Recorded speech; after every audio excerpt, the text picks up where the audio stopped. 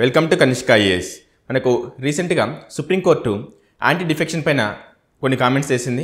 అదేంటంటే ముఖ్యంగా ఈ యాంటీ డిఫెక్షన్కి సంబంధించి డెసిషన్ తీసుకోవడానికి ఈ స్పీకర్స్ కానీ చైర్మన్ కానీ అసలు ఎంత టైం కావాలి, ఇలా అయితే అసలు డెమోక్రసీ పరిస్థితి ఏంటి అని చెప్పేసి ఒక క్వశ్చన్ మాత్రం చాలా స్ట్రాంగ్గా అడగడం జరిగింది. అయితే దీనికంటే ముందు మనం అసలు యాంటీ డిఫెక్షన్ అంటే ఏంటి అని ఒకసారి బ్రీఫ్గా చూద్దాం. జనరల్గా ఏంటి అంటే 1985కి ముందు అసలు ఈ పార్టీ ఏదైతే ఉందో పార్టీ బీఫామ్ మీద గెలిచిన క్యాండిడేట్, అంటే ఒక పార్టీ బీఫామ్ మీద గెలిచిన క్యాండిడేటు ఒక ఎంపీ కావచ్చు, లేదంటే ఎమ్మెల్యే కావచ్చు, ఇంకో పార్టీ షిఫ్ట్ అవ్వడం అనేది చాలా కామన్గా జరుగుతూ ఉండేది. దాన్ని కంట్రోల్ చేయడానికి కూడా ఎలాంటి మెకానిజం ఉండకపోయేది. అందుకని ఏం చేశారంటే 1985లో 52nd అమెండ్మెంట్ ద్వారా ఏం చేశారంటే ఎవరైతే ఒక పార్టీ బీఫామ్ మీద గెలుస్తారో వాళ్ళు ఇంకో పార్టీ మారితే వాళ్ళు యాంటీ డిఫెక్షన్ కిందికి వస్తారు. అలా మారిన వాళ్ళని స్పీకర్ కానీ చైర్మన్ కానీ సస్పెండ్ చేయొచ్చు అని చెప్పేసి తీసుకొచ్చారు. అఫ్కోర్స్ ఇక్కడ స్పీకర్కి ఏదైతే ఉంటాయో పవర్స్ అవి ultimate powers, speaker decision final decision. కాకపోతే ఇక్కడ ఏంటంటే ఏదైతే ఉందో డెసిషను అది అండర్ జ్యుడిషియల్ రివ్యూ అని చెప్పేసి చెప్పడం జరిగింది.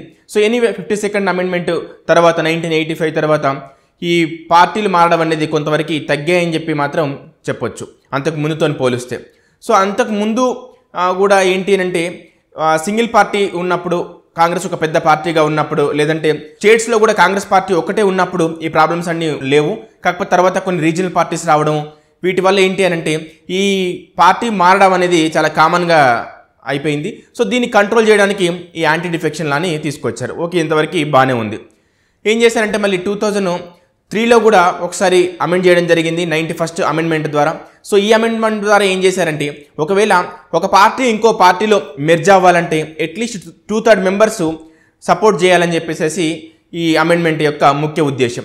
సో ఎనీవే ఈ 2 అమెండ్మెంట్స్ ద్వారా ఏంటి అంటే పార్టీ నుంచి ఎవరైతే గెలుస్తారో వాళ్ళు ఒక పార్టీ నుంచి ఇంకో పార్టీ మారితే వాళ్ళ సభ్యత్వాన్ని కోల్పోతారు అని చెప్పేసి చెప్పడం జరిగింది. ఇది కాకుండా ఇంకో 2 ప్రొవిజన్స్ ఉన్నాయి.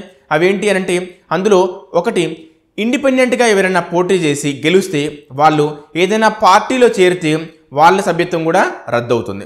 రెండోది ఏంటి అంటే ఎవరైనా నామినేటెడ్ మెంబర్స్ ఎవరైతే ఉంటారో వాళ్ళు వితిన్ 6 months వాళ్ళు ఆ పార్టీలో ఏదైనా పార్టీలో జాయిన్ అవ్వచ్చు.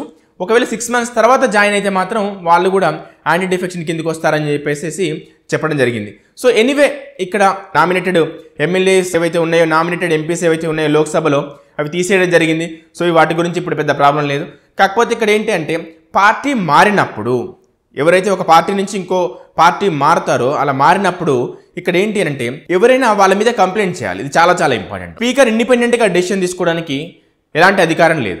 సో ఇక్కడ ఆ పార్టీ వాళ్ళు ఎవరైనా ఉండి వాళ్ళు అతనిపైన ఫిర్యాదు చేయొచ్చు. సో ఇక్కడ ఫిర్యాదు చేసిన తర్వాత స్పీకర్ కానీ, మనకు అసెంబ్లీ అయితే స్పీకరు, లోక్సభ అయితే స్పీకరు, రాజ్యసభ అయితే చైర్మను, ఇక్కడ కౌన్సిల్ అయితే చైర్మను, వీళ్ళు ఏం చేయాలంటే జనరల్గా దానిపైన విచారణ జరిపి నిజమే అయితే వాళ్ళని సస్పెండ్ చేయడం చేయాలి. కాకపోతే ఇక్కడ ఏం జరుగుతుంది అని అంటే చాలా వరకు అపోజిషన్ పార్టీ నుంచి రూలింగ్ పార్టీలోకి మారుతూ ఉన్నారు. సో ఇలా రూలింగ్ పార్టీలోకి మారడం వల్ల స్పీకర్ ఎవరైతే ఉన్నారో వాళ్ళు రూలింగ్ పార్టీ నుంచే ఉండడం వల్ల ఈ డెసిషన్ తీసుకోవడానికి చాలా టైం తీసుకుంటున్నారు. కొన్నిసార్లు అది సంవత్సరాలు పడుతుంది, వాళ్ళ టర్మ్ కూడా అయిపోతుంది. సో ఇలాంటి కండిషన్లో సుప్రీంకోర్టు ఈ కామెంట్స్ చేయడం జరిగింది. ఇలా ఉంటే అసలు డెమోక్రసీ పరిస్థితి ఏంది? డెమోక్రసీ అనే పదం ఇక్కడ తీసుకురావడానికి మెయిన్ కారణం ఏంటి అంటే ఇక్కడ ఎమ్మెల్యేస్ని ప్రజలు ఆ పార్టీ చూడొచ్చు, మేబీ ఆ పార్టీకి సంబంధించిన వ్యక్తి కాబట్టే ఓటేయొచ్చు. అలాంటి వాళ్ళు ఆ పార్టీ నుంచి ఇంకో పార్టీ మారితే ఇక్కడ వాళ్ళు ఎవరైతే ఓటు వేశారో వాళ్ళని మోసం చేయడమే అని చెప్పేసి కూడా చాలాసార్లు మనం కామెంట్స్ చూసాం.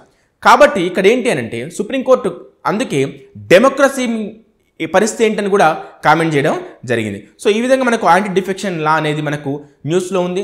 దీనికి సంబంధించి మనకు 2 అమెండ్మెంట్స్ చాలా చాలా ఇంపార్టెంట్. 52nd అమెండ్మెంట్ ఇన్ 1985, అంతేకాకుండా 91st అమెండ్మెంట్ ఇన్ 2003. ఈ రెండే కాకుండా మనకు 10th షెడ్యూల్ కూడా మనకు చాలా చాలా important. So exam point of వ్యూలో మనకు కొన్నిసార్లు ఆబ్జెక్టివ్ పాయింట్ ఆఫ్ వ్యూలో అడిగారు.